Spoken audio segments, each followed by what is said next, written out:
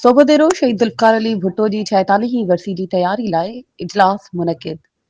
Pakistan peoples party पारां शहीद जुल्फ़िकार अली भुट्टो जी 4 अप्रैल ते थींदड़ 46वीं वरसी जे सिलसिले में तालके जनरल सेक्रेटरी गदा हुसैन सेठो जी सदारत हेठि सेता हाउस गडेजी में हिकु अहम इजलास मुनक़िद कयो वियो।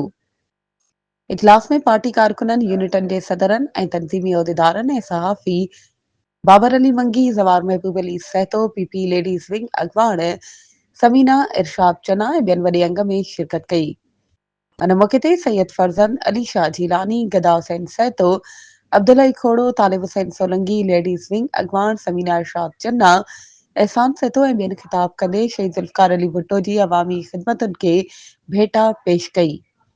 इन दौरान कारकुननि तकरारी केनालनि खे मुकमल तौर ते रद्द कंदे चयो त वफ़ाक़ केनालनि वारो फ़ैसिलो वापसि वठे, असीं केनालनि खे रद्द कयूं था।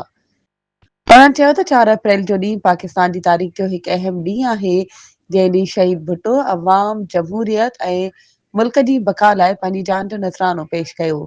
शहीद भुट्टो न रुगो मुल्क खे हेठवीं ताक़त बणायो, पर पंहिंजे अज़म ते क़ाइम रहंदे आमरीअत आॾो झुकण खां इनकार कयो।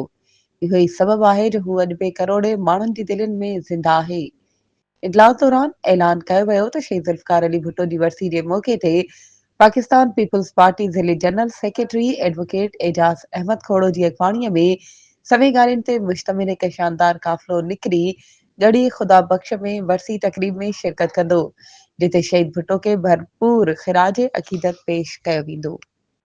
वधीक ख़बरुनि ऐं अपडेट्स जे लाइ असांजे चैनल खे सब्सक्राइब कयो ऐं हा, बेल आइकन खे प्रेस करणु न विसारिजो त जीअं असांजी हर नई अचण वारी वीडियो तव्हां ताईं पहुचे।